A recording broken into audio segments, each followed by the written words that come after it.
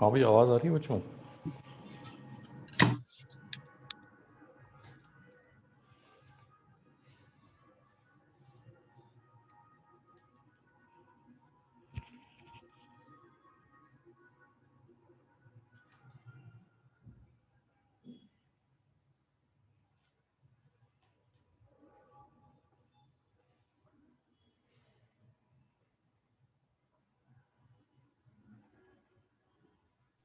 Good evening sir. Good evening भाई। देखो last time, हाँ सुन पा रहे हैं सब लोग? यस सर, मैं तो सुन। तो बैंकिंग ऑफ ट्रैक्स हमने शुरू किया था। बैंकिंग ऑफ ट्रैक्स, ठीक है ना। तो हमने कहा था कि अगर एक 4 व्हीलर को किसी कर्व्ड सड़क पे जाना हो, ध्यान रखना कि ये हमारी सड़क एक्चुअली ऐसे है, ठीक है ना। लेकिन क्योंकि हमने इसको बैंक्ड कहा है कि बैंकिंग की गई है इसमें, तो जो आउटर साइड है ये इनर साइड के रिस्पेक्ट में एलिवेटेड, यानी हम इसका जब क्रॉस सेक्शन बनाएंगे तो वो इस तरीके से आएगा हमारे पास, ये चीज़ है ना। तो ये जो elevation of the outer side with respect to the inner side है ना, इस प्रोसेस को हम लोग क्या कहते हैं? बैंकिंग कहते हैं। एक बैंक किया हुआ ट्रैक जो होगा वो इस तरीके का दिखाई देगा आपको। आउटर साइड एलिवेटेड है, ऊपर है, उठी हुई है, और इनर साइड जो है वो लोअर लेवल पे है, ठीक है। अब इसमें क्या होगा? इसमें भी वही चीज़ है, नॉर्मल रिएक्शन इस तरफ लगेगा। इस नॉर्मल रिएक्शन का एंगल विद द वर्टिकल इतना ही होगा, थीटा। देखो ये ध्यान से देख लेना, ये थीटा है तो ये थीटा है, तो 90 माइनस थीटा है तो ये थीटा है। तो इधर लगेगा एन कॉस थीटा, इस तरफ लगेगा एन साइन थीटा, और इधर लगेगा एम जी, ठीक है। सेम इक्वेशन बनेगी इसमें भी, एन साइन थीटा ने प्रोवाइड किया M V square by R, N cos theta ने बैलेंस किया किसको? एम जी को, ठीक है। तो जब डिवाइड करेंगे तो हमारे पास क्या आ जाएगा? Tan theta equal to V square upon R G. Note कर लेंगे इसको।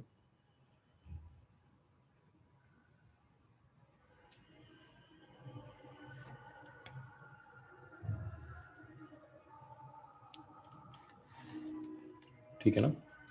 इसका मतलब ये हो कि कोई भी ट्रैक को डिज़ाइन करते वक्त कितना रखना है बैंकिंग एंगल, ये दो चीज़ों पर डिपेंड कर रहा है। एक स्पीड पे, कितनी स्पीड के लिए डिज़ाइन कर रहे हैं उसको, और एक रेडियस ऑफ कर्वेचर पे, ठीक है ना। तो जैसे हम लोग उस दिन बात कर रहे थे, जो हाई स्पीड ट्रैक्स होंगे उनमें बैंकिंग ज़्यादा होगी, जैसे रेस ट्रैक से होते हैं। और जो शार्प टर्न्स होंगे, अगर मान लो कहीं पे शार्प टर्न है, सड़क जो है वो इस तरीके से टर्न कर रही है ना, कंपेयर टू ऐसे टर्न करने के, इस तरीके से, ठीक है ना। तो शार्प टर्निंग में ज़्यादा बैंकिंग चाहिए होगी, और है ना फ्लैट टर्निंग में कम बैंकिंग चाहिए होगी हमें। तो नोट कर लो इसको, देखो।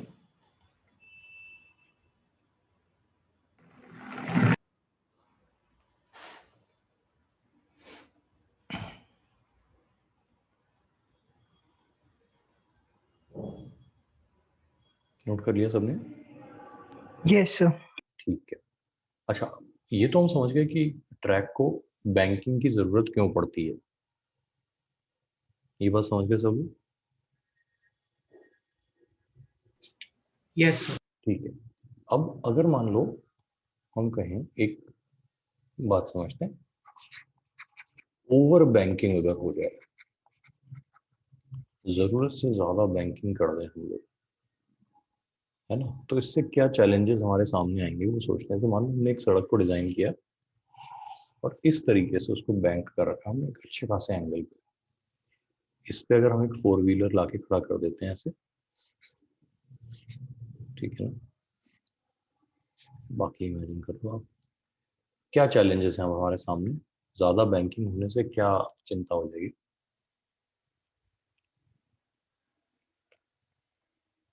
कोई भी?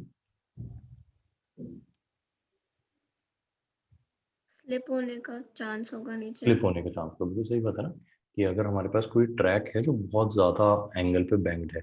अच्छा, स्लिप होने के लिए ये जो एंगल ऑफ बैंकिंग है ये किससे ज्यादा होना चाहिए, थीटा की वैल्यू किससे ज्यादा होनी चाहिए कि कार स्लिप कर जाएगी हमारी? tan inverse of v square by r3. New से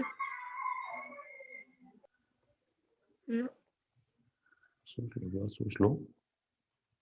angle of repose. Angle of repose से, ये बात समझे ना, कि if theta is greater than angle of repose तो हमारे सामने चैलेंज होगा कि हमारी कार जो है वो नीचे की तरफ स्लिप कर सकती है। कोई डाउट है तो क्लियर कर लो इसमें। ठीक है, तो ऐसे में यहाँ पे कॉन्सेप्ट क्या आता है? कॉन्सेप्ट आता है यहाँ पे एक मिनिमम वेलोसिटी का। मिनिमम वेलोसिटी, ये मिनिमम वेलोसिटी रिक्वायर्ड है क्या करने के लिए? रिक्वायर्ड टू नेगोशिएट, नेगोशिएट मतलब इस सड़क पे से होकर निकलना है, negotiate the track without downward slipping. Downward slipping, लिख लो एक बार इसको। V minimum is the minimum required speed to negotiate the track without downward slipping. यानी इस तरह के ट्रैक पे ये एडवाइस किया जाएगा कि आप एक मिनिमम, कम से कम इतनी स्पीड तो रखें कार की, है ना, बिल्कुल ही ब्रेक ना लगा दें, रुके नहीं, है ना, और चलते हुए भी एक मिनिमम स्पीड मेंटेन करें, तो आप नीचे नहीं स्लिप करेंगे। अच्छा, ये कैसे होगा इसको देखते हैं, और वो स्पीड कितनी होनी चाहिए वो देखते हैं। ठीक है, तो लेट्स से हमारी कार जो है वो इस मिनिमम स्पीड को मेंटेन करते हुए चल रही है। इसका मतलब ये हुआ it is just about to slip downward. Minimum speed का मतलब समझ सकते हो? Yes sir. ठीक है, इसका मतलब जो फ्रिक्शन लग रहा होगा वो इस तरफ लग रहा होगा, एफ मैक्स ऊपर की तरफ। क्या कहते हो? Yes sir. ठीक है, इधर की तरफ हमेशा की तरह एन कॉस थीटा लग रहा होगा, इधर की तरफ एन साइन थीटा लग रहा होगा। मैं डायरेक्ट कंपोनेंट्स में लिख दे रहा हूँ उसको, है ना। ये हमेशा की तरह इधर एम जी लग रहा होगा। अच्छा, ये जो एफ मैक्स है हमारा, इसके भी कंपोनेंट्स हम लोग कर सकते हैं, है ना, रेडियल और उसमें डायरेक्शन में, परपेंडिकुलर डायरेक्शन में। तो ये वाला जो कंपोनेंट है, देखो अगर ये थीटा है तो ये भी थीटा है, तो ये हो गया हमारा एफ मैक्स कॉस थीटा, और ये वाला कंपोनेंट इधर कितना आ जाएगा, एफ मैक्स साइन थीटा। ये ध्यान से देख लेना, एक बार फ्री बॉडी डायग्राम अच्छे से समझ लो बिल्कुल।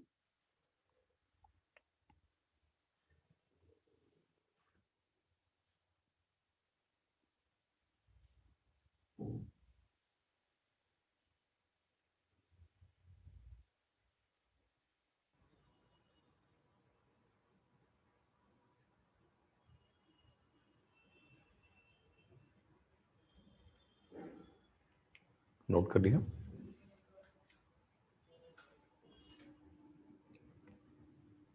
Yes sir. ठीक है, सर n में थीटा कौन सा है? एन में थीटा कौन सा है? अच्छा, ये पहले नहीं समझे थे यहाँ पे। Okay sir. क्लियर है? ठीक, तो अब देखो N sine theta, N sine theta इस तरफ लग रहा है, minus F maximum cos theta, ये मिलकर क्या प्रोवाइड कर रहे हैं, M M V minimum V का स्क्वायर बाय आर। हाँ बाय आर, ये प्रोवाइड कर रहे हैं, ये सही है ना। अच्छा, N cos theta plus F M sine theta, ये मिलकर एम जी को बैलेंस कर रहे हैं। देख लो एक बार अच्छे से, N cos theta plus F M sine theta मिलकर एम जी को बैलेंस कर रहे हैं। बात समझ में आ रही है? Yes sir. अच्छा, फिर देखना, सिंस फ्रिक्शन इज मैक्सिमम, हम ये कह सकते हैं ना कि जो मैक्सिमम फ्रिक्शन होता है वो mu static into normal reaction के इक्वल होता है।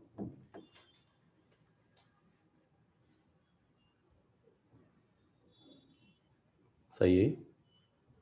Yes sir. तो Yes, sir. यहाँ पे हम एफ एम की जगह किसको रिप्लेस कर देंगे? म्यू स्टैटिक इनटू एन को रिप्लेस कर देंगे। तो हमारे पास देखो दोनों में n कॉमन आ जाएगा, यहाँ भी n कॉमन आ जाएगा, यहाँ भी n कॉमन आ जाएगा, फिर हम डिवाइड कर देंगे दोनों इक्वेशंस को। तो ये काम मैं डायरेक्ट कर दे रहा हूँ, यहाँ पे डिवाइड कर देता हूँ। तो मेरे पास क्या बचा? देखो मेरे पास बचा sign theta minus mu static cos theta, ये तो बचा न्यूमरेटर में, और नीचे क्या बचा? Cos theta plus mu static sign theta, ये बचा डिनोमिनेटर में। इक्वल टू कितना आ गया मेरे पास? मैं यहाँ डिवाइड करूँ, m से m कैंसिल हो जाएगा, तो v मिनिमम का स्क्वायर अपॉन आर जी, ये आ जाएगा मेरे पास। एक बार ध्यान से देख लो इसको।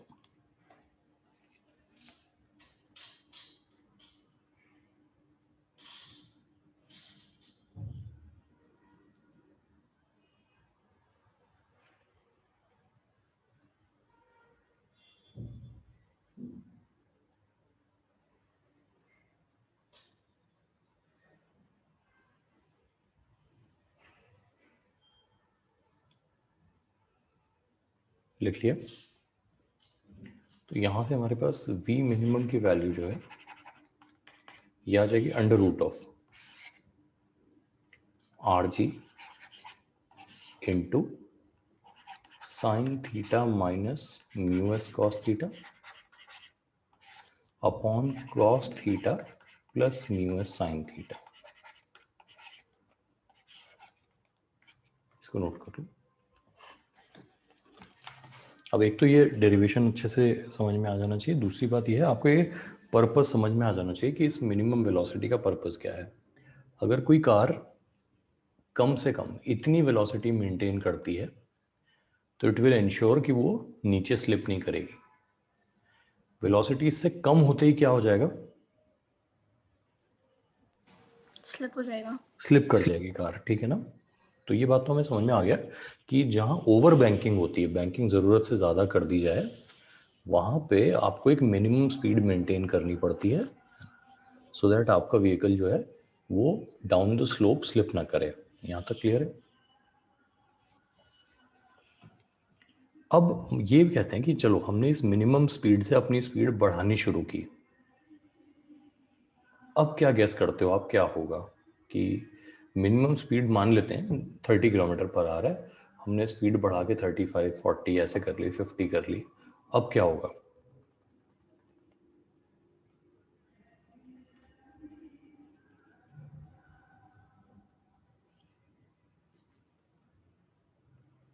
कोई भी दिमाग लगाओ।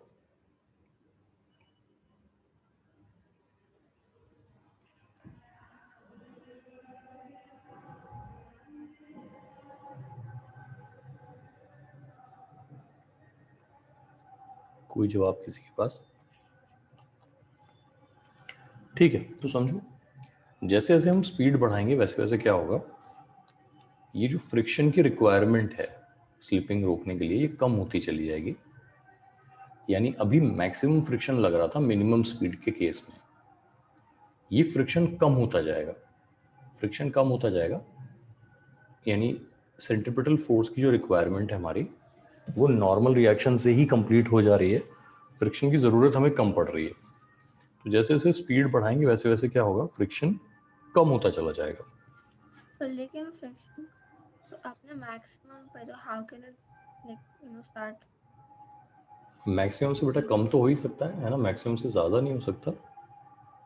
हाँ लेकिन सर सिंस हम मूव कर रहे हैं अब तो मतलब अब तो एफ मैक्स पर ही होगा ना। अच्छा, मूव कर रहा है लेकिन स्लिप तो नहीं कर रहा है ना, पक्की बात। हाँ देखो समझो, लेकिन देखो मेरी बात समझो, स्लिपिंग तो इस डायरेक्शन की है, हाँ सर। ठीक है, कार मूव किस तरफ कर रही है? अब मेरे पास 3D दिखाने का तरीका नहीं है, लेकिन कार ऐसे सामने की तरफ मूव कर रही है, ऐसे सामने की तरफ, हाँ सर ठीक है। है ना? कार तो सामने की तरफ मूव कर रही है, ये वाला फ्रिक्शन तो साइडवेज स्लिपिंग जो है, यानी स्लोप के अलोंग जो स्लिपिंग है उसको बचा रहा है ना। ठीक, यस सर। सर नहीं, मेरा ये नहीं क्वेश्चन मैं है समझ कि रहा हूँ आपका, अगर आप कह रहे हो कि फ्रिक्शन एक बार अगर मैक्सिमम हो गया तो वो कम कैसे हो जाएगा, ठीक है ना? हाँ सिर्फ मूव करना है तो मतलब एफ मैक्स को तो नहीं, मूव करने से, ओवरकम करना। उसका मूव करने से कोई लेना देना नहीं है बेटा। मूव करने वाले डायरेक्शन में तो फ्रिक्शन लग ही नहीं रहा है, वहाँ तो पहिए हैं, पहियों में तो अलग तरह का फ्रिक्शन होता है, वो हम रोटेशन में डिस्कस करेंगे। मैं आपको थोड़ा सा अच्छा 3D समझाने की कोशिश करता हूँ। देखो ऐसे समझो, ये एक कार का पहिया है, व्हील है, ये समझ सकते हो कार का व्हील हो गया है, यस सर। ठीक है ना? ये भी बहुत अच्छा 3D तो नहीं है, लेकिन इमेजिन करो कि अब कार कहाँ जा रही है? कार तो इस डायरेक्शन में जा रही है, ये इमेजिन कर सकते हो, कार इधर जा रही है, हाँ सर। यस ठीक सर। है, और जिस सड़क पे चल रही है वो सड़क इस तरीके से झुकी हुई है, मतलब इस तरह से एंगल ऑफ बैंकिंग है उसमें, ये देख रहे हो? तो उसमें स्लिपिंग की टेंडेंसी तो बेटा इस तरफ है ना, यस सर। ये ठीक है ना? पूरी की पूरी कार इस तरफ स्लिप कर जाएगी, जाना चाहती है आगे लेकिन स्लिप होगी इधर, क्योंकि ये बैंकिंग बहुत ज्यादा है, ये बात समझ सकते हो? तो जो फ्रिक्शन यस लग सर। रहा है वो तो इस डायरेक्शन में लग रहा है ना बेटा, इस तरफ, वो तो मोशन के डायरेक्शन में है ही नहीं, देखो। तो कार के मोशन से इस फ्रिक्शन का तो कोई लेना देना ही नहीं है, यस सर। पक्की ओके। बात है, ठीक है ना? तो वो मूव कर रहा है तो फ्रिक्शन मैक्सिमम है, उस पॉइंट को तो अपने दिमाग से निकाल देते हैं, हाँ सर ठीक है। है ना? अब जो मैं कह रहा हूँ उस बात को समझो कि ये कार जो है, it is trying to maintain a grip on this surface. ये जो हमारी सड़क है ना, जो इस तरीके से झुक के बनी हुई है, इस तरीके से, इसके ऊपर ये व्हील अपनी ग्रिप बनाना चाहता है। तो हमने कहा ये ग्रिप तब बन पाएगी जब आप कम से कम कितनी स्पीड रखो, वी मिनिमम रखो, ये सही है ना? हाँ सर। Yes sir. अब हमने कहा कि अगर हम अपनी स्पीड मिनिमम से ज़्यादा कर लें तो हमें फ्रिक्शन पे जो डिपेंड होना पड़ रहा था ग्रिप बनाने के लिए, उतना डिपेंड नहीं होना पड़ेगा, यस सर। ठीक है ना? तो जैसे जैसे, अब जो मैं कह रहा हूँ उसको समझना, जैसे जैसे हम स्पीड बढ़ाते जाएंगे वैसे वैसे फ्रिक्शन की रिक्वायरमेंट कम होती जाएगी। हमने फ्रिक्शन के बारे में पढ़ा था ना, वो तभी लगता है जब रिक्वायर्ड हो, यस सर। ठीक है? तो जैसे जैसे हम स्पीड बढ़ाते जा रहे हैं हमारी रिक्वायरमेंट ऑफ फ्रिक्शन कम होती जा रही है, यस सर। ठीक है? तो एक स्पीड ऐसी आएगी जब हम फ्रिक्शन पे डिपेंडेंट ही नहीं होंगे ग्रिप बनाने के लिए, ऐसा हो सकता है? एक सर वो मैक्सिमम स्पीड पे होगा क्या? होगा बेटा? सर वो मैक्सिमम स्पीड पे होगा क्या? नहीं नहीं, वो मैक्सिमम पे नहीं होगा, बस यही बात समझना, ठीक है ना? कि वो एक इंटरमीडिएट स्पीड पे होगा। देखो हमने यहाँ जो डेरिवेशन किया था, क्या हमने यहाँ कहीं भी फ्रिक्शन लिया है? इस वाली स्पीड को अगर मैं लिखूं, मेरे पास v कितना आ रहा है यहाँ पे, under root of R G tan theta, ये आ रहा है ना, देखो यहाँ पे यस सर। आ रहा है। इसमें कहीं भी मैंने फ्रिक्शन का यूज किया इस डेरिवेशन में क्या? No sir. नहीं किया। तो इसका मतलब अगर मैं लेता हूं, मैं यहाँ पे एक कॉन्सेप्ट लिख देता हूं, इफ द स्पीड, मैं यहाँ पे इसको ऐसे मार्क भी कर देता हूँ, इंपॉर्टेंट पॉइंट है, if the speed becomes equal to under root of R G tan theta, tan theta क्या होगा? No friction is required, no friction is required, ठीक है ना? कार बिना डाउन द स्लोप स्लिप हुए, इस तरफ स्लिप हुए बिना आराम से निकल जाएगी, फ्रिक्शन की जरूरत ही नहीं पड़ेगी। यानी इस वक्त फ्रिक्शन कितना लग रहा होगा? 0। नोट करो इस पॉइंट को। कितनी स्पीड पे? Under root R G tan theta पे।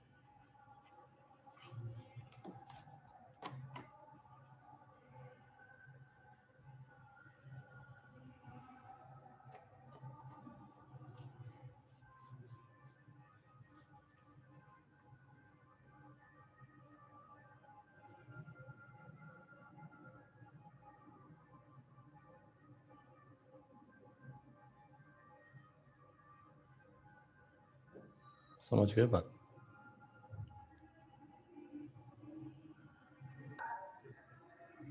तो हमने कहा इस स्पीड पे कोई फ्रिक्शन की जरूरत नहीं है। अब क्या होगा अगर हम स्पीड इससे भी ज्यादा कर दें?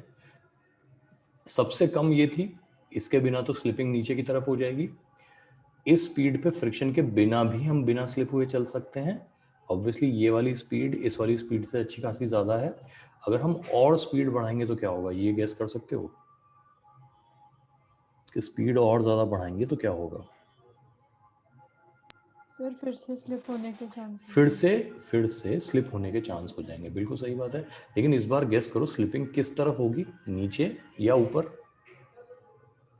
ऊपर। ऊपर की तरफ, है ना। बहुत तेज अगर कोई कार किसी बैंक्ड सड़क पे जाने की कोशिश करे तो चांसेस हैं कि वो बाहर की तरफ स्लिप कर जाए। यानी जो हमारा व्हील आगे बढ़ रहा है ये इधर स्किड होने की बजाय किधर स्किड होना शुरू कर दे, उस तरफ, इस तरफ स्किड होना शुरू कर दे। तो जैसे जैसे हम स्पीड बढ़ाते जाएंगे हमारे इस तरफ स्लिप होने के चांस बढ़ते जाएंगे। और स्लिपिंग को रोकने के लिए कौन सी फोर्स अपीयर होती है? फ्रिक्शन। फ्रिक्शन। तो जो फ्रिक्शन लगना बंद हो गया था वो किधर लगना शुरू हो जाएगा बेटा? अंदर की तरफ, अंदर की तरफ, नीचे की तरफ, ये डाउन द स्लोप है, ठीक है ना। Yes sir. तो इस बार हमारा जो डायग्राम बनेगा वो ऐसा बन जाएगा। देखो इस बार फ्रिक्शन लग रहा है ऐसे, नॉर्मल हमारा ऐसे ही लगता था, नॉर्मल ऐसे, और mg ऐसे। ये कब हो जाएगी सिचुएशन? किस स्पीड से ज्यादा होने पे v greater than under root of rg tan theta होने पे ये सिचुएशन हो जाएगी। मानते हो इस बात को? Yes sir. ठीक। अब हम बढ़ाए जा रहे हैं स्पीड तो हमारे फ्रिक्शन की वैल्यू भी बढ़ती जाएगी। Yes sir. Yes sir. तो एक सिचुएशन ऐसी आएगी जब हमने इतनी स्पीड बढ़ा ली होगी कि फ्रिक्शन अपनी मैक्सिमम वैल्यू पे पहुंच गया होगा। यस। Yes sir. इस वक्त हमारी स्पीड आ गई है किस लेवल पे? मैक्सिमम लेवल पे। इससे ज्यादा की तो अब क्या कर जाएगी हमारी कार?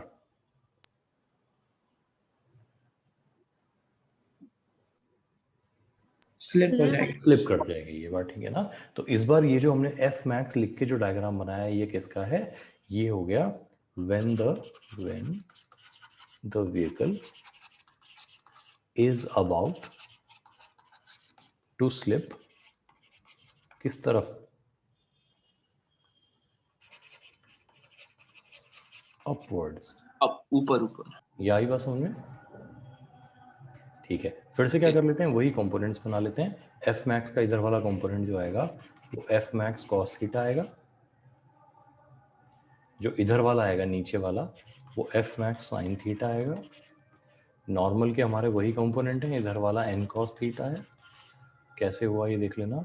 और इधर वाला एन साइन थीटा है, इस तरफ वाला एन साइन थीटा और एफ मैक्सिमम कॉस थीटा मिलकर क्या प्रोवाइड कर रहे हैं? एम वी मैक्सिमम का स्क्वायर अपॉन आर। मानते हो? सर हाँ जी। सर ये मैक्सिमम फ्रिक्शन समझ में नहीं आ रहा, मतलब अगर फ्रिक्शन ज़्यादा होगा तो वो स्लिप क्यों होगा? नहीं बेटा, समझेंगे। जैसे जैसे आप स्पीड बढ़ाते जा रहे हो टेंडेंसी टू स्लिप अपवर्ड्स बढ़ती जा रही है, ये मानते हो? Yes sir. उसको अपोज करने के लिए फ्रिक्शन अपनी वैल्यू बढ़ाता जा रहा है। सर तो इससे पहले वाले केस में तो ऐसा नहीं हुआ था। बताओ कैसे? सर जो सेकंड वाला आपने शायद सेकंड वाले में तो फ्रिक्शन जीरो हो गया था ना बेटा। नहीं सर, फर्स्ट वाला। फर्स्ट वाले में फ्रिक्शन मैक्सिमम था अप द स्लोप। ये देखो अप द स्लोप मैक्सिमम है क्योंकि स्लिपिंग की टेंडेंसी डाउनवर्ड थी।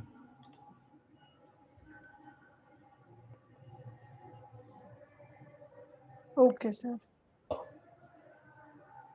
देखो ये समझना कि ओवर बैंक किया हुआ ट्रैक जो होता है वो हमारे सामने कैसे कैसे चैलेंजेस पोज करता है। अगर आप एक लिमिट से नीचे रखोगे स्पीड तो आप नीचे स्लिप कर जाओगे। ये समझ में आ गया था आपको? Yes sir. अब हम देख रहे हैं कि अगर हम स्पीड बढ़ा लें, हमने कहा ना स्लिप नहीं होने के लिए स्पीड का एक मिनिमम वैल्यू से ज्यादा होना अच्छा है, लेकिन बहुत ज्यादा होने में क्या खतरा हो जाएगा? फिर से स्लिप ऊपर की तरफ स्लिप होने का खतरा हो जाएगा। ये बात ठीक है ना? Yes sir.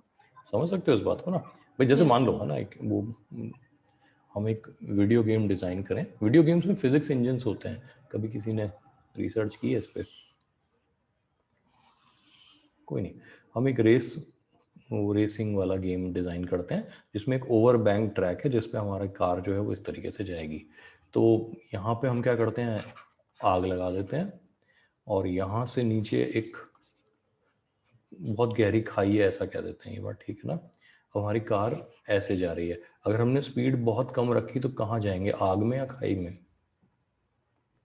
आग में। आग आग में। में, ठीक है ना। अगर हमने स्पीड बहुत ज़्यादा कर ली तो कहाँ जाएंगे, खाई में। खाई में। खाई में खाई जाके में। गिरेंगे। ये बात समझ गए ना। तो इस तरीके से हम लोग वो फिजिक्स डिज़ाइन कर सकते हैं। यानी अगर हमारा गेम फिजिक्स के हिसाब से एक्यूरेट बना होगा तो ये जो बहुत ज़्यादा बैंकिंग वाला ट्रैक है हमारा, बहुत ज़्यादा इस तरीके से झुका हुआ जो ट्रैक है इस तरह का, है ना, इसके ऊपर से कार निकालने में ये चैलेंज जो है वो आएगा। बहुत कम करेंगे तो यहाँ चले जाएंगे। यानी मान लो कभी ऐसा हुआ बहुत सारी कार्स हमारे आगे पीछे चल रही हैं और हमने एक्सीडेंट अवॉइड करने के लिए ब्रेक लगा दिया, कहाँ गए ब्रेक लगाते ही?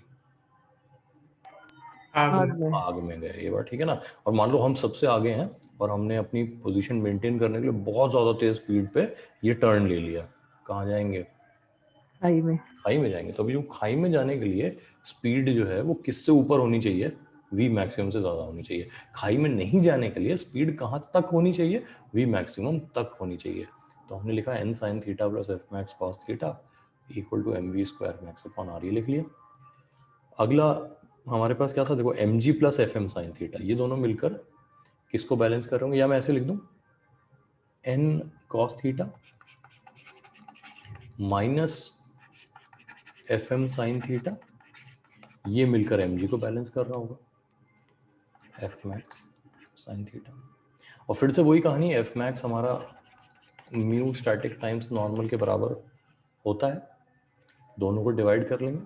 तो हम लोगों ने वी बोलो बेटा। मैक्स लिया है क्यों इस हाँ। वाले केस में? वी मैक्स लिया है, हाँ बिल्कुल।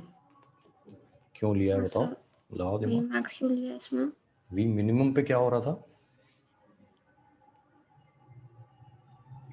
वी मिनिमम पे कार किधर स्लिप होने वाली थी, सर नीचे की ओर। नीचे की ओर। फिर हमने स्पीड बढ़ाई तो कार स्लिप भी नहीं हुई और फ्रिक्शन की जरूरत भी कम होती गई, सही है ना। हाँ सर। फिर हमने एक स्पीड लिखी under root R G tan theta, उस पर फ्रिक्शन की जरूरत ही नहीं रही हमें, यस सर। ठीक है। हम जोश में आ गए, हमने स्पीड और बढ़ा ली अपनी कार की। अब कार की इसलिए tendency of V slipping max हो जाएगा। नहीं ना बेटा सुनो तो कहानी। फिर हमारी कार की टेंडेंसी ऑफ स्लिपिंग हो गई ऊपर की तरफ, फ्रिक्शन लगना शुरू हो गया नीचे की तरफ, ये बात ठीक है ना, हाँ सर। है ना। लेकिन हमने कुछ सीखा नहीं उससे, हम और तेज और तेज और तेज करते गए अपनी स्पीड। तो एक स्पीड ऐसी आई जिसपे हमारी कार एक्चुअली किधर स्लिप कर जाएगी, ऊपर की तरफ स्लिप कर जाएगी। हाँ सर। उस स्पीड को हम वी मैक्स कह रहे हैं, हाँ सर ठीक है ओके। है ना। तो अब अगर हम इन दोनों को डिवाइड करके सॉल्व करेंगे, मैं डायरेक्ट लिख दे रहा हूँ यहाँ पे, तो वी मैक्स की वैल्यू मेरे पास कितनी आ जाएगी, अंडर रूट ऑफ, देखो आर जी तो आएगा ही पहले की तरह, बस इस बार क्या आएगा, इस बार ऊपर आएगा देखो sign theta plus mu static cos theta, और नीचे क्या आएगा cos theta minus mu static sine theta.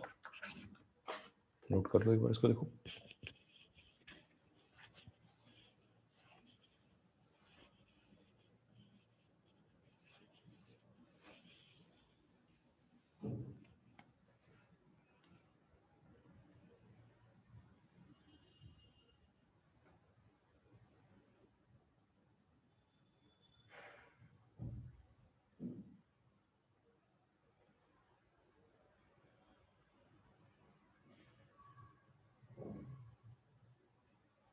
Note कर लिया,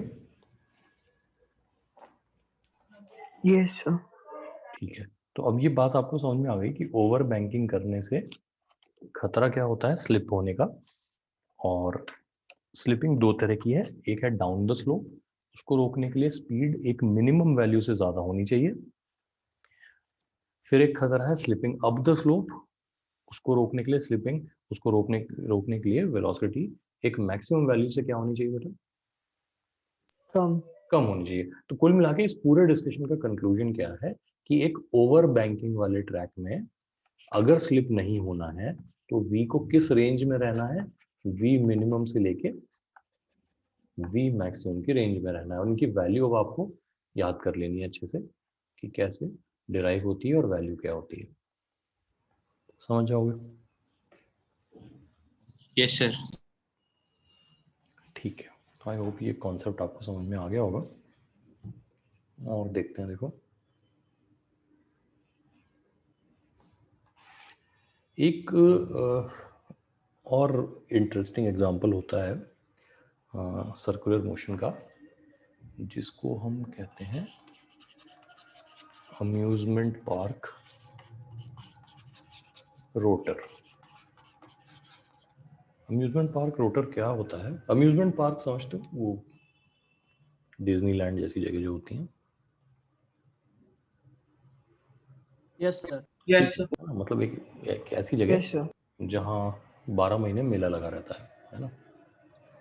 जो मेले होते हैं वो क्या होते हैं? वो टेम्परेरी अम्यूजमेंट पार्क्स होते हैं ना, 10-15 दिन के लिए लगते हैं, 20 दिन के लिए लगते हैं, फिर चले जाते हैं। अम्यूजमेंट पार्क जो है वो क्या है? वो सदाबहार मेला है। ठीक है जी। अब अम्यूजमेंट पार्क में क्या होता है? झूले होते हैं,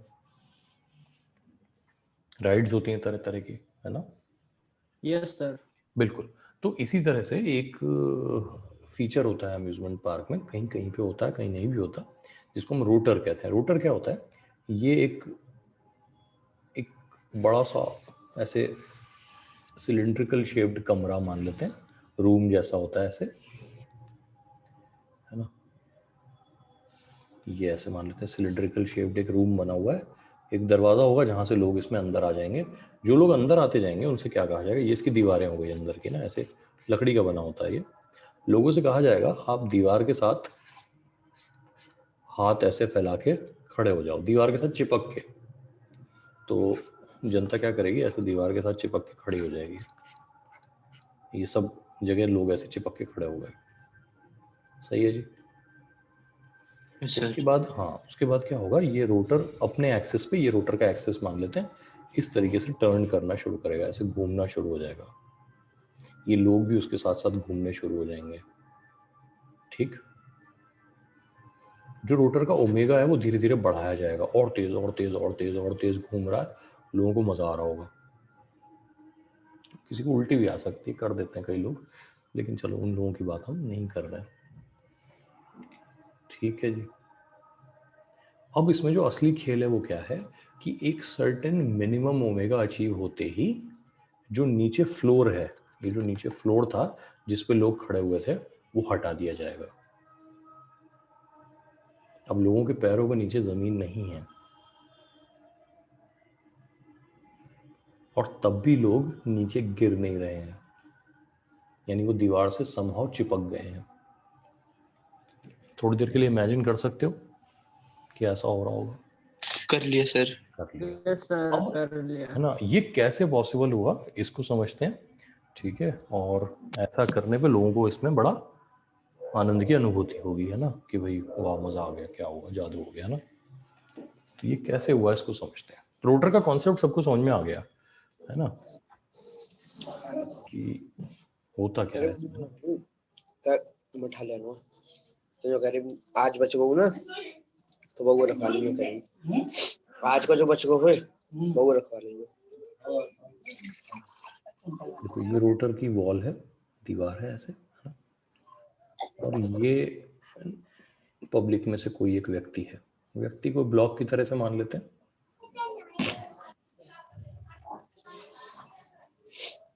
इस तरफ इनको कौन सी फोर्स लग रही होगी? समझ, ये रोटर की दीवार है ऐसे, है ना, ऐसे। तो इस तरफ सेंटर की तरफ, ये सेंटर हो गया एक्सिस की तरफ, इस तरफ कौन सी फोर्स लग रही होगी? दीवार से क्या लग रहा होगा? नॉर्मल। नॉर्मल रिएक्शन लग रहा होगा, बिल्कुल सही बात है। इधर क्या लग रहा होगा बेटा? इस तरफ क्या लग रहा होगा? वर्टिकल डायरेक्शन नीचे mg। mg। और mg को रोकने के लिए क्या चाहिए? फ्रिक्शन। फ्रिक्शन चाहिए, ये बात ठीक है ना। तो अब देखो नॉर्मल सेंटर की तरफ लग रहा है, ये सबको दिखाई दे रहा है। यस। तो यही नॉर्मल का काम है, क्या प्रोवाइड करना? m omega square r provide करना। मानते हो इस बात को? Yes sir. यस। ठीक है।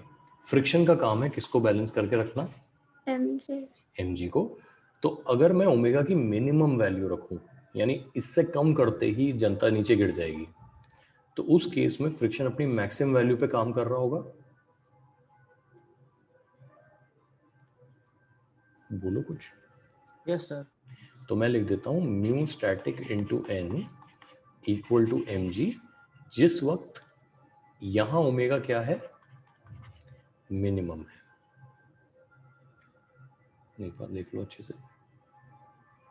फिर मैं दोनों को डिवाइड कर देता हूं, तो मेरे पास ओमेगा मिनिमम का स्क्वायर आर अपॉन जी किसके इक्वल आ जाएगा, म्यू स्टैटिक के इक्वल, 1 अपॉन म्यू स्टैटिक के इक्वल आ जाएगा, 1 अपॉन म्यू स्टैटिक के इक्वल आ जाएगा। चेक कर लो एक बार, देखो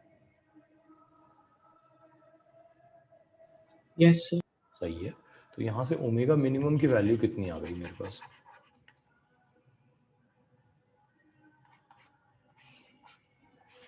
under root of g over mu static are.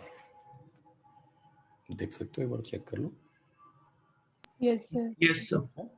इसका मतलब ये हुआ कि अगर आप ये रोटर वाला जादू सक्सेसफुली ऑपरेट करना चाहते हैं तो जमीन तब तक ना हटाएं लोगों के पैरों के नीचे से जब तक ओमेगा इस वैल्यू तक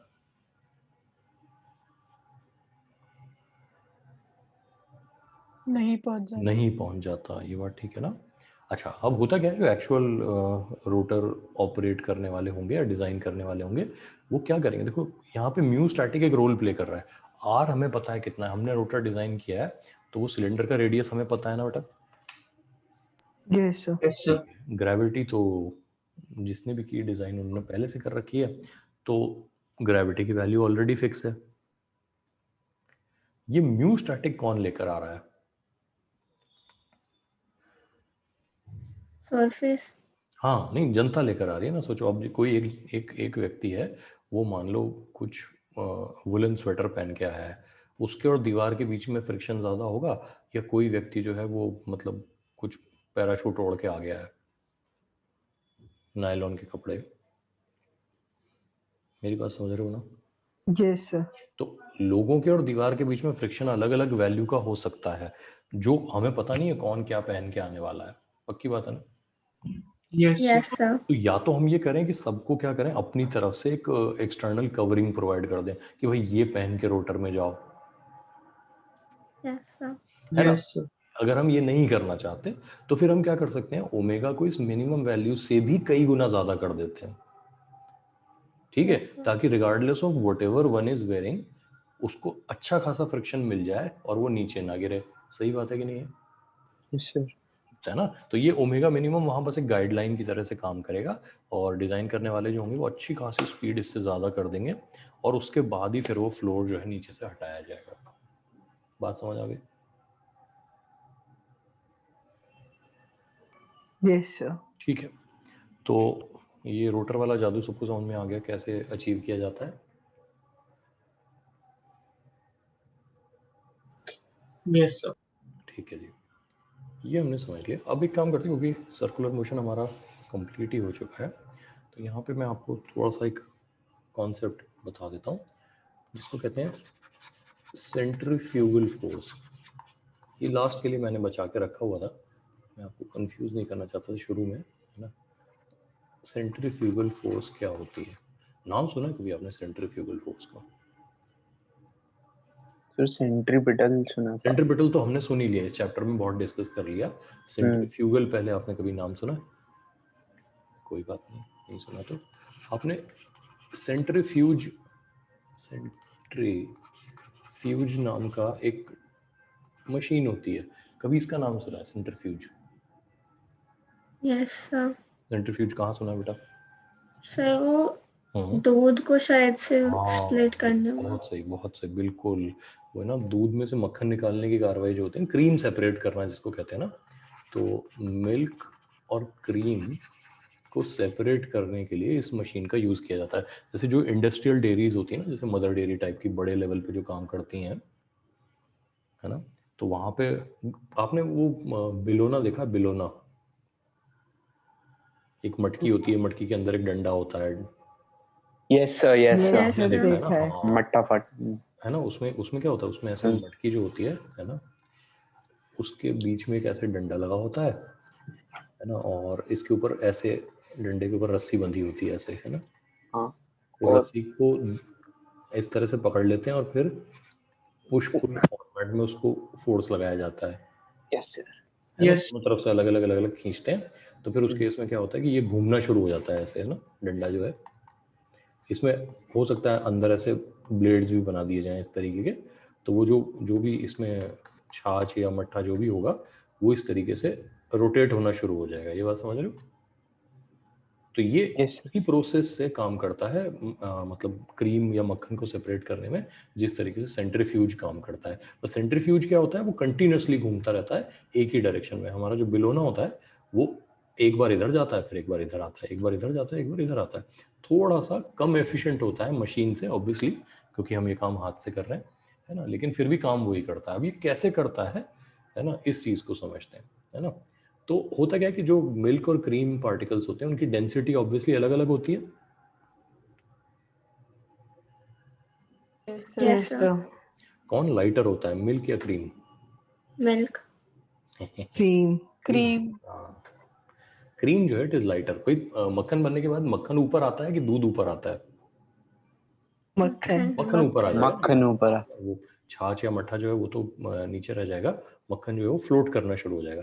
तो सिंस क्रीम पार्टिकल्स या मिल्क फैट जिसे हम कहते हैं, है ना, वो लाइटर होता है, तो वो तो एक्सिस के पास रह जाता है ना, सेंट्रीफ्यूज के केस में जब हम बात करेंगे।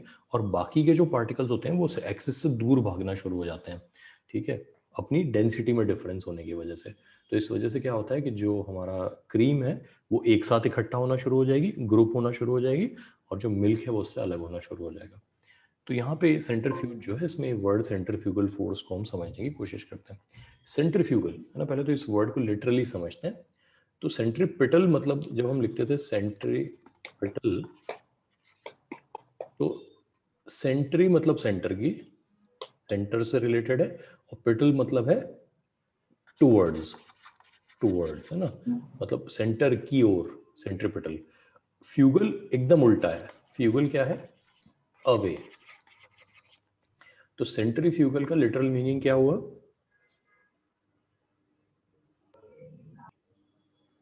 सेंट्रीफ्यूगल वर्ड का लिटरल मीनिंग क्या होगा? Away Center from से the away. center. सेंटर से away, away from the centre, ठीक है ना, सेंटर से दूर जाता हुआ, ठीक है ना। तो अब ये सेंट्रीफ्यूगल फोर्स क्या होती है, तो हमें सबसे पहले समझना पड़ेगा कि centrifugal force is a pseudo force. ये वर्ड दोबारा सुन रहे हैं हम, यस सर स्यूडो फोर्स। अच्छा मुझे याद कराओ, स्यूडो फोर्स क्या होती थी?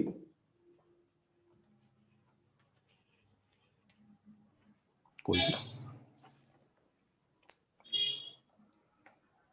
Inertial frame में अगर हम लोग कोई और कोई बेटा सबसे पहले तो चीज था नॉन इनर्शियल फ्रेम में, अगर हम किसी पार्टिकल के ऊपर न्यूटन्स लॉज अप्लाई करना चाहते हैं ना, कैसे हाँ फ्रेम में? सर, नॉन इनर्शियल फ्रेम में। नॉन इनर्शियल फ्रेम non-inertial कैसा होता frame है? में। एक्सेलरेटिंग रेफरेंस फ्रेम होता है ना, हाँ सर, ठीक है ना। तो अगर हम किसी नॉन इनर्शियल रेफरेंस फ्रेम यानी एक्सेलरेटिंग रेफरेंस फ्रेम में न्यूटन्स लॉज अप्लाई करना चाहते हैं, तो वहां पे हमें एक इमेजिनरी फोर्स का इस्तेमाल करना पड़ता है, और उस इमेजिनरी फोर्स को हम लोग क्या कहते थे? स्यूडो फोर्स कहते थे। याद है सबको? तो इसी तरीके से अब अगर हम कहें कि सर वो एग्जिस्ट नहीं करती थी, पर वो ऑब्जर्वर के लिए वो होता था ना। ऑब्जर्वर को लगता था कि उसका लगता असर बिल्कुल असली है, जबकि वो हाँ एग्जिस्ट नहीं करती है, बात ठीक है ना। यस सर याद आ उसमें गया। हमने वो सड़क पे पड़ी हुई रस्सी का एग्जांपल लिया था जो सांप जैसी दिखती है, यस सर हाँ ठीक है। तो बिल्कुल उसी तरीके से हम कह रहे हैं, if we are applying Newton's laws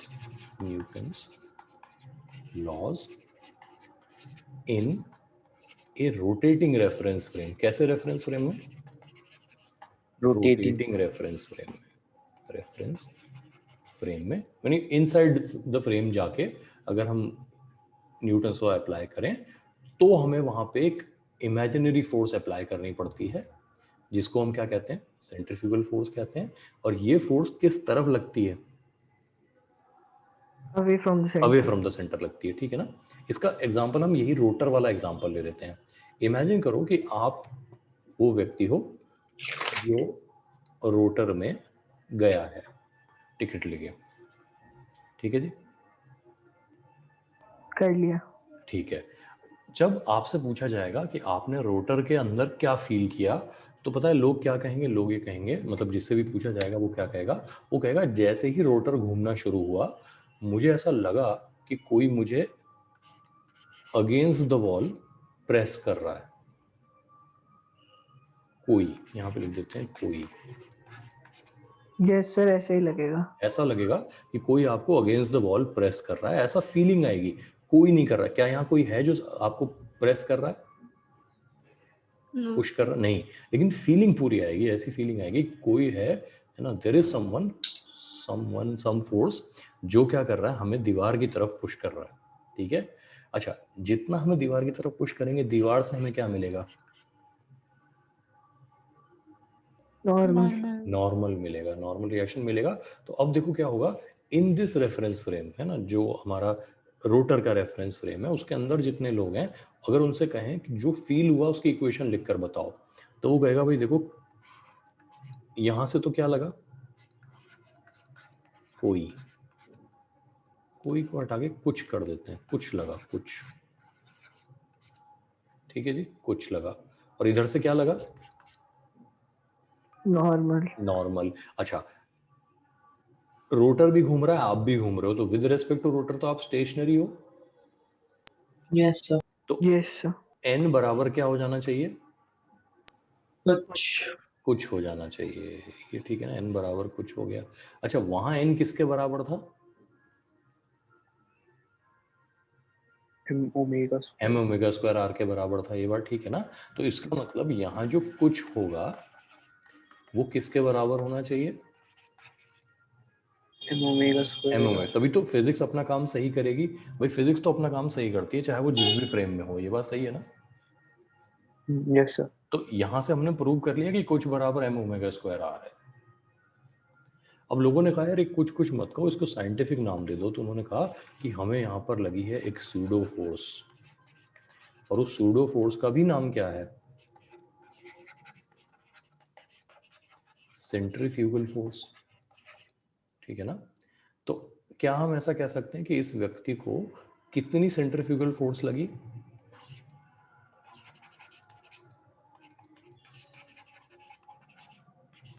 कितनी सेंट्रीफ्यूगल फोर्स लगी इसको? M omega square R. m omega square r। तो इससे क्या सीखे कि जब भी कोई पार्टिकल का motion with respect to a rotating reference frame explain किया जाए, तो वहां पर अपनी तरफ से क्या लगा दें, कि इमेजिनरी फोर्स लगा दें जिसकी वैल्यू किसके बराबर होनी चाहिए? m omega m square. Omega square r के बराबर होनी चाहिए। अच्छा, इसको मैं mv स्क्वायर बाय r भी लिख सकता हूँ। Yes, sir. ठीक है ना? तो इसका मतलब ये हुआ कि जब हम इस व्यक्ति को घूमते हुए देख रहे हैं बाहर से, यानी ग्राउंड के रेफरेंस फ्रेम से, तो हम कह रहे हैं नॉर्मल रिएक्शन प्रोवाइड कर रहा है क्या? The necessary centripetal force. यही कहते हैं हम। Yes sir. लेकिन अगर हम उस व्यक्ति से खुद से पूछेंगे कि भाई आपको क्या अंदर फील हुआ, तो वो कहेगा मुझे किसी ने अंदर की तरफ पुश किया, किसी ने, और उस पुश को किसने बैलेंस किया? नॉर्मल रिएक्शन ने। सही है? Yes sir. सही है। तो वहां पर जो नॉर्मल रिएक्शन ने बैलेंस किया, वो किसको बैलेंस किया है? कि इमेजिनरी फोर्स को बैलेंस किया, और उस इमेजिनरी फोर्स को हम सेंट्रीफ्यूगल फोर्स कहते हैं। ये बात सही है कि नहीं है?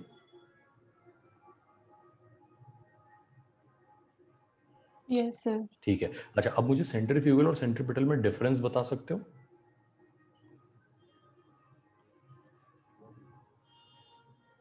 Sir centripetal towards the centre लगता है, सेंट्रीफ्यूगल अवे। अवे लगता है, बिल्कुल सही बात है। और कोई डिफरेंस बता सकते हो जो अभी तक के डिस्कशन से समझ में आया हो आपको? सर वो सूडो फोर्स है, मतलब एक्चुअली में एग्जिस्ट नहीं कर रही है। एक्चुअली एग्जिस्ट नहीं करता है, जबकि सेंट्रीपिटल फोर्स एक रिक्वायरमेंट एक रिक्वायरमेंट है जो पूरी करनी पड़ती है। ये बात सही है कि नहीं है? अच्छा, क्या Yes, हम sir. एक ही इक्वेशन में सेंट्रीपिटल और सेंट्रीफ्यूगल दोनों लिख सकते हैं? यस और no? No sir. No.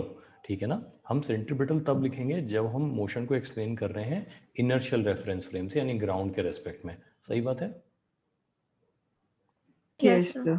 Okay, sir. लेकिन हम सेंट्रीफ्यूगल फोर्स का इस्तेमाल तब करेंगे जब हम मोशन को एक्सप्लेन करना चाह रहे हैं कौन से रेफरेंस फ्रेम से, Non-inertial. Non Non-inertial. Inertial reference frame से। ये बात ठीक है ना? तो नॉन इनर्शियल रेफरेंस फ्रेम के और एग्जांपल ले लेते हैं और देखते हैं कि वही सारी चीजें जो हम सेंट्रीपिटल से प्रूव कर दिया करते थे वो फ्रेम में जाने के बाद कैसे प्रूव होती हैं। ये बात ठीक है ना? तो ये रोटर वाला एग्जांपल समझ गए सब लोग?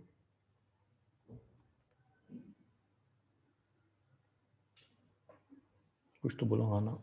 Yes, sir. हाँ सर।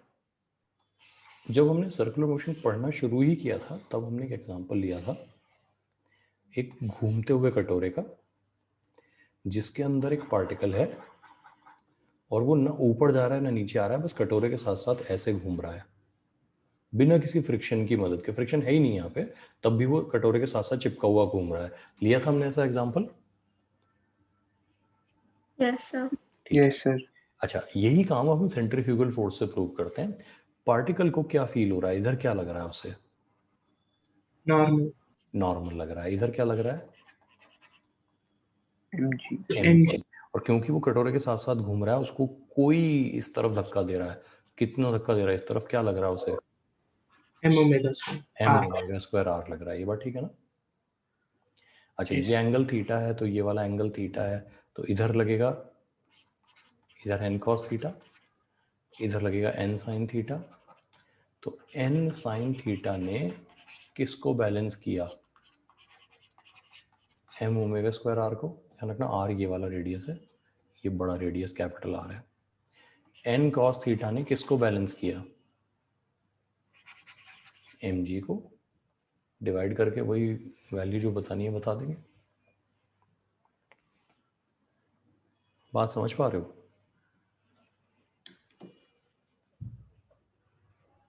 Yes, sir. ठीक है, बस कहने का फर्क हो जाता है। देखो वहां पे क्या होता था, हम कहते थे कि पार्टिकल को n sin थीटा प्रोवाइड कर रहा है क्या? m omega square r towards the centre. देखो n sin थीटा सेंटर की तरफ लग रहा है ना, तो जब हम ग्राउंड के रेस्पेक्ट में देखते हैं तो हमें तो घूमता हुआ पार्टिकल दिखता है, तो हम कहते हैं घूमते हुए पार्टिकल को सेंटर की तरफ चाहिए क्या? Centripetal force. वो इसे कौन प्रोवाइड कर रहा है? n sin थीटा कर रहा है। हमारा एक्सप्लेनेशन क्लियर हो गया वहां तक? अगर हम पार्टिकल से खुद से पूछें कि भाई बता तुझे क्या फील हो रहा है, तो वो कहेगा कि भाई मैं तो कटोरे के साथ रेस्ट पे हूँ। विद रेस्पेक्ट टू कटोरा मैं क्या हूँ? Rest. रेस्ट पे हूँ। अब मेरा इक्विलिब्रियम यहाँ पे कैसे मेंटेन्ड है कि मुझे कोई अंदर की तरफ, सॉरी बाहर की तरफ, मतलब इस तरफ धक्का दे रहा है, सूडो फोर्स लग रहा है मुझे, और वो सूडो फोर्स किससे बैलेंस किए हुए है? N sin theta. n sin theta को बैलेंस किए हुए, ठीक है ना? तो वो अपनी तरह से इस बात को एक्सप्लेन कर देगा। समझ गए बात? Yes, sir. ठीक है, तो जब भी हम एक रोटेटिंग रेफरेंस फ्रेम में होते हैं हमें ऐसा लगता है कि कोई हमें सेंटर से अवे फोर्स लगा रहा है, और उस इमेजिनरी फोर्स को ही हम क्या कहते हैं? Centrifugal force. सेंट्रीफ्यूगल फोर्स कहते हैं। ये बात ठीक है ना? तो बात समझ में आ गई? सेंट्रीफ्यूगल फोर्स से हम बहुत सारी चीजें इजीली एक्सप्लेन कर देते हैं। हालांकि मैं एक क्वेश्चन आपको देना तो इसमें चाहता हूँ होमवर्क में, लेकिन चलो, जैसे ये कार है हमारे पास ना, ये मान लेते हैं कार है, बाकी आप इमेजिन कर लो, है ना? ये कार के व्हील हैं, जैसे भी, ठीक है ना? टेस्ला वाला ट्रक लग रहा है, लेकिन ठीक है। ये कार ऐसे घूमती हुई कर्व ट्रैक में जा रही है, ठीक है ना? कभी आपने बहुत तेज मुड़ती हुई कार को पलटते हुए देखा है, ऐसे ओवरटर्न होते हुए देखा है? बहुत तेज अगर कार मुड़े और वो ओवरटर्न हो जाए। Yes, sir. No, sir. फिल्मों में कभी मान लो कहीं हाँ सर, फिल्मों में देखा है। कार के स्टंट करते हुए कभी देखा हो, है ना? एनीवे, अच्छा ठीक है। अच्छा, कभी आप बस में पीछे बैठे हो, वो जो लो फ्लोर बस होती है उसमें जो ऊपर होती है सीट, पीछे की तरफ ऊपर उठी हुई सीट होती है, Yes, sir. Yes sir. उसमें बैठे हो सब लोग? Yes, sir. और कभी आपके वो जिस बस में बैठे हो उसके ड्राइवर ने बहुत तेज बस को मोड़ने की कोशिश की हो और आपको ऐसी फीलिंग आई हो हमारी बस पलट जाएगी? हाँ सर। ये वाली फीलिंग आई है ना? ठीक है। Yes sir. तो एक काम करते हैं, ये जो दो व्हील सामने वाले दिखाई दे रहे हैं आपको ना, ध्यान रखना कार जो है वो ऐसे जा रही है इस तरीके से, सेंटर ट्रैक का। ये हमारे दो व्हील हैं सामने वाले, ठीक है ना? इसको हम कहते हैं इनर व्हील और इसे कहते हैं आउटर व्हील। ये बात समझ में आ रहा है? Yes sir. इन दोनों व्हील्स में नॉर्मल रिएक्शन लग रहा होगा, मानते हो ऐसे नॉर्मल रिएक्शन? इसको मैं N1 इसे N2 कह देता हूँ, ठीक है ना? तो बताओ जब कार ऐसे जाएगी तो N1 N2 में से कौन सा रिएक्शन ज्यादा होगा, N1 या N2 या दोनों बराबर होंगे? अगर कार ऐसे मुड़कर जाती है तो कौन सा नॉर्मल रिएक्शन ज्यादा होगा, N1 या N2? ये मैं होमवर्क दे दूं आपको, कर लोगे इस बात को? अपने ऑब्जर्वेशन से भी इस बात को सोचना, कॉमन सेंस से भी सोचना, और सर N1 सर एंड सोच लो। मतलब देखो ऑब्वियसली 50% प्रोबेबिलिटी आप जो भी बोलो N2 है ना, इसलिए 50% तो तुक्का लगने के चांस हो जाएंगे। सोच समझ के मुझे ना रीजन लिख के बताना कि N1 और N2 में से कौन ज्यादा हो। हिंट मैं आपको दे देता हूँ कि ये हमारी कार को एक डब्बे की तरह सोच लो। ये डब्बा हो गया कार, कहाँ जा रहा है हमारा डब्बा? सामने की तरफ, ऐसे जा रहा है। सेंटर किस तरफ है? इस तरफ। तो सेंट्रीफ्यूगल फोर्स कार को किधर महसूस होगा? लेफ्ट की तरफ। वेरी गुड, है ना? समझ गया सर। ये हमारा सेंट्रीफ्यूगल फोर्स होगा इस तरफ, ठीक है ना? ऐसा कार को लगेगा सेंट्रीफ्यूगल फोर्स इधर लग रहा है, कार ऐसे सामने जा रही है। तो इससे अगर कोई हेल्प मिलती है आपको, ये हमारे व्हील हो गए दोनों सामने वाले, है ना, कि कौन सी तरफ कार पलटेगी, है ना, या फीलिंग किधर आएगी कि कार इधर पलट सकती है ऐसे सर, घूमने में। लेकिन इसके राइट में कौन सा फोर्स इसको बैलेंस करेगा? बेटा कोई बैलेंस नहीं करेगा सेंट्रीफ्यूगल फोर्स को कोई। हाँ इसमें, अच्छा आप कह रहे हो कि वहां की तरफ क्या लगेगा? अगर ये हॉरिजॉन्टल ट्रैक है ना बेटा, देखो अगर ये हॉरिजॉन्टल ट्रैक है, कोई बैंकिंग नहीं है, तो सिर्फ फ्रिक्शन ही है जो इसे बैलेंस कर सकता है। अच्छा, हाँ, ओके सर। अगर बैंकिंग है तो फिर कौन बैलेंस करेगा? इसको एन का जो कंपोनेंट आता है वो बैलेंस करेगा, हाँ सर, ठीक है। ठीक है ना? तो हम तो ये मान के चल रहे हैं, देखो गाड़ी पलटने के चांस सबसे ज्यादा होते हैं बिना बैंकिंग वाली सड़क पे, ठीक है ना? तो हम ये Yes, मान के sir. चल रहे हैं वर्स्ट केस सिनेरियो है, बिना बैंकिंग वाला फ्लैट ट्रैक है, उस पे कार बहुत तेज टर्न करने की कोशिश कर रही है। डायग्राम मैंने बना दिया है, आप मुझे, है ना, अपने अपने रीजन के साथ बताना कि N1 ज्यादा होगा या N2 ज्यादा होगा, और कार कैसे ओवर टर्न करेगी, इस तरफ, इस तरफ, या सर इसी इस तरह। तरफ। ये ठीक है इसी ना? तरह। सोच लेना, आराम से सोच लेना, ठीक है? Okay sir. ओके। और डिस्कस कर लेंगे हम लोग, ठीक है ना? Okay sir. ठीक है, ओके सर। तो 1 घंटे में दे दोगे इसका आंसर? Yes sir. ठीक है ना? अपने आंसर उसमें ग्रुप में पोस्ट करें फिर, है ना? ठीक। चलो कल Okay, कंटिन्यू करते हैं इसको। कल 3 बजे रख लें क्लास या 6 बजे? सर 6 बजे तो फिर वो उसकी होगी शायद केमिस्ट्री की। केमिस्ट्री तो 3 बजे रख लें। Okay sir. कल यस 3 सर। बजे है ना? कल 3 बजे क्लास रख लें, ठीक है? okay, sir. Thank you sir. Thank you. Thank you sir. Thank you.